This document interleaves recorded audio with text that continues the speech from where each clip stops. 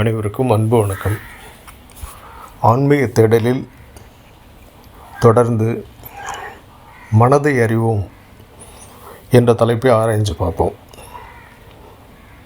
இப்போ பொதுவாக ஆன்மீகம்னாலே யோகம், தியானம், தவம் என்று சொல்லப்படுகிற எல்லாமே மனதை கட்டுப்படுத்துகிற பயிற்சிகள் தான் என்று ஞான யோகம் செய்பவர்கள் சொல்கிறார்கள் பெரியவர்கள்.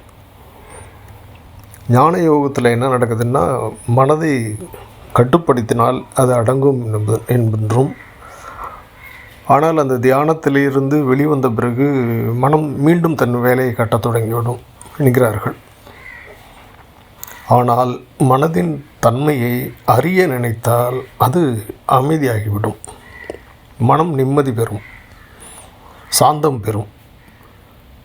இந்த நிலையில் நமது உண்மையான சொரூபமான ஆன்மஸ்வரூபத்தை, ஆனந்தத்தை அதில் நாம் நிலைத்திருக்க முடியும் என்கிறார்கள். சரி, தியரி ஓகே. இதை ப்ராக்டிக்கலாக எப்படி செய்வது?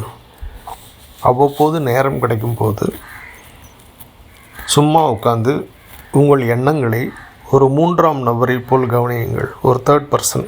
அந்த எண்ணத்துக்கும் நமக்கும் எந்த சம்பந்தமும் இல்லை, அது ஏதோ ஒன்று வேறு யாரதோ அப்படிங்கிற மாதிரி கவனிங்க. அப்படி பார்த்தீங்கன்னா எண்ணங்கள் சொல்லப்போனால் இன்னும் வேகமாக ஓட ஆரம்பிச்சிடும். ஆனால் அந்த எண்ணங்களின் பின்னாலேயே ஓட வேண்டாம். எண்ணங்களை ஓட விட்டு நீங்கள் கொஞ்சம் தள்ளி நின்று வேடிக்கை பாருங்கள்.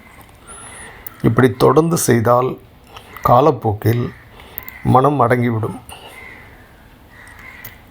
ஒரு செல்ஃபோன் எப்படி பயன்படுத்துகிறோமோ அந்த மாதிரி தேவைப்பட்டால் மனசை பயன்படுத்தி நம்முடைய உலக வாழ்க்கையில் செய்கிறதுக்கு பயன்படுத்தி விட்டு மீதி நேரம் சும்மா அமைதியாக இருக்கலாம். இது எல்லோருக்கும் சாத்தியமே. முயற்சி செய்யுங்கள். வாழ்த்துக்கள். நம்முடைய எல்லா வீடியோக்களையும் மிஸ் பண்ணாமல் பார்க்குறதுக்கு சப்ஸ்கிரைப் பண்ணுங்கள். கேள்விகளை கேளுங்க கமெண்ட்ஸில் ஆன்மீக சம்பந்தமாக. நன்றி, வணக்கம்.